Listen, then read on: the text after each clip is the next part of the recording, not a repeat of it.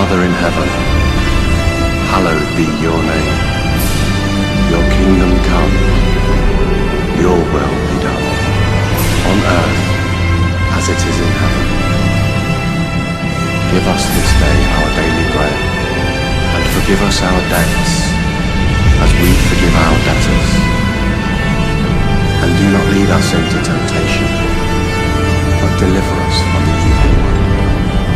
For yours is the kingdom, and the power, and the glory, forever. Amen.